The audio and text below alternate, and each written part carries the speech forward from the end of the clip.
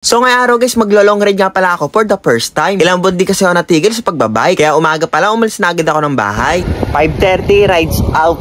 Para sa akin guys, long ride na to papuntang Marcos. Yung lugar ko nga pala nasa dulo pa, kaya bago ako makarating ng highway, ilang minuto pa yung ibabike ko. Tapos hindi dinaanan ko nga dito guys, umaga pa lang traffic na agad. Imbis na may stuck dito sa traffic, no choice, naghanap na ako ng ibang daanan. Hindi ko nga pala sa ulo yung mga daanan dito, kaya natagalan ako. Sa highway na tayo. Grabe yung usok. Hindi makahinga.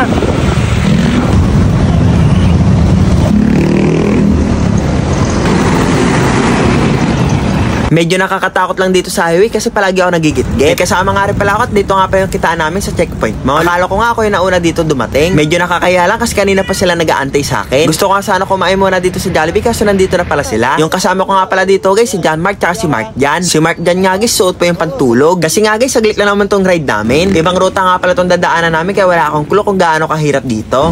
Dami sasakyan. Kakatakot guys, nakaka-stress mag-bike. Hindi pa ako nakakain, sana kumain na muna kami. Kahit hindi nga pala ako marunong sumingit, napapasingit ako dito. Ngayon nga lang pala ako napadaan dito sa Kanlubang, kaya nanginginig ako kasi sobrang daming sasakyan. Siguro konting rides pa, masasanay din ako sa ganito. Ganito nga rin pala yung mahirap kapag aahon. Traffic tapos yung sinusundan nyo, truck pa. Hindi sa pag-overtake, huminto na muna kami dito para antayin yung traffic. Ang dami ko na rin napapanood na nawawala ng preno yung mga truck. Hindi sa pag-iinarte, pero mas okay na yung nag-iingat ka. Hingal na ako. Hiningal na ako guys. Grabe ang paahon. Ayan o. Weak. I'm so weak guys. Pagkatapos nga pala namin sa syudad, nag-chill ride na kami. Wala nang usok at stress dahil puro puno na yung nakapalibot sa'yo. Yun nga lang, susubukan ka talaga dito ng mga paahon. So syempre guys, dahil hindi ako nagbabike palagi, mahina ako. Kasi nagbabike lang naman ako para meron akong libangan. Gusto ko din kasi maggala sa mga bundok-bundok. Kaya kung napapansin nyo guys, yung mga gala-gala ko dito, mga nature stripping. Umiiwas din ako sa mga syudad dahil sobra yung usok. May nakasalubong nga rin pala kami na nagtitinda ng pandesal. Sakto, wala na nga pala akong lakas dahil hindi ako nag-almusal. Nangangatog yung tuhod ko dahil sa gutom. Masarap na dito magbike, puro puno na. Tapos wala pang gaanong sasakyan, no? Wow! Ayun lang, malupit. Ang taas. Naku po. Ang taas, guys. Ang taas. Gagi. Bitin. Sarap ng hangin.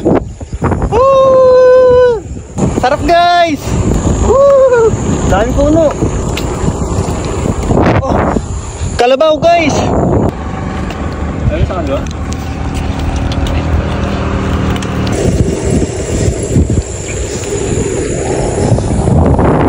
Sa wakas guys, makakain na kami dito sa Ariel's Lomihan. Ito talaga yung pinunta namin sa ride na to. At balak namin pagkatapos namin dito sa Marcos Mansion naman. Ito nga palang Lomi House guys, sikat na sikat pala to sa mga siklista. Weekdays nga pala to, kaya kami lang yung tao. Matagal na namin tong plano, kaso palagi yung puyat sa computer shop. Yung pagkain nga pala dito, mura lang kaya affordable. Sa 60 pesos na Lomi nga lang, busog na ako. Sa lahat na nakain kong Lomi, ito yung pinakamasarap. So dahil gutom na gutom nga pala ako guys, sinulit ko talaga yung pagkain dito. Siguro yung in-order kong pagkain dito, pang-4 na tao. Iba talaga kumain galing pagod. Kung kanina nga pala gutom na gutom, ngayon magbabawi. Hindi na ako ulit na hindi kakain kapag maglo-long ride. Palagi nabigay yung tuhod ko sa gutom. Tsaka magbabaon na rin ako next time ng mga chocolate. Pagkatapos nga pala namin kumain, nag-review nga pala kami ng mga dadaanan namin. At grabe guys, nagulat kami kasi ang layo pa pala ng Marcos Mansion dito. Tapos yung dadaanan nga pala namin dito yung People's Park. Kaya sabi ko baka hindi namin kayanin. Tapos yung araw nga pala dito, tirik na tirik dahil magtatanghaling tapat na. So syempre guys, wala na kami magagawa dahil nandito na rin kami. Etong dadaanan nga pala namin guys, hindi namin alam kung pwede ba to sa mga mahina. Kapag nga palang sinabing mahina, kami yon. Tapos nakakatuwa nga pala dito guys, may nakakilala sa akin. Gusto daw niya magpa-picture kaya sinamahan namin siya sa bahay nila. Shoutout kay Dem. Dem, shoutout sa'yo Dem.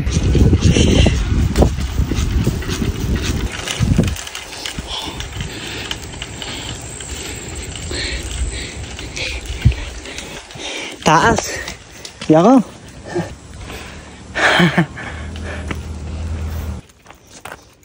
Nabato yung lugar. Tapos ayun guys, yung papuntahan nga pala namin dito yung Mabato Bridge. Bagong tuloy nga pala to papuntang Tagaytay. Mabato nga pala dito kaya naglakad kami pababa. Baka kasi kapag sumakay kami dito, maubos yung brake pad. Ang malala dun, sumimpla kami at masiraan pa ng bike. Hindi ko alam guys kung seryoso yung kasama ko na pupuntahan namin to. Birobudol yata ako kasi sobrang taas ng bundok na to. Kaya sabi ko magpahinga na muna kami dito kasi hindi na kaya ng tuhod ko. Yung sasakyan nga hirap na hirap bumaba dahil sa sobrang tarik. Tapos dito nga pala sa ilog guys, may naririnig ako na nagpupukpok. Pagkasum ko, may nakikita ako na naglalabas sa ilog. Tinanong ko na nga rin siya kung saan kami dadaan. Ayun pala guys, sobrang lawi pa namin papuntang Marcos. Kaya napasabi na lang ako baka hindi ko kayanin. Magtatanghali na rin kasi baka masira yung skincare ko. Tapos pauwi na nga pala kami guys, may nakita nga pala ako dito mga tuta. Feeling ko guys, itong mga tuta na to ay tinapon. Tingin ko matagal na sila dito kasi ang papayat na nila. Ang nagawa ko nga lang pala dito guys, binigyan ko lang sila ng tubig.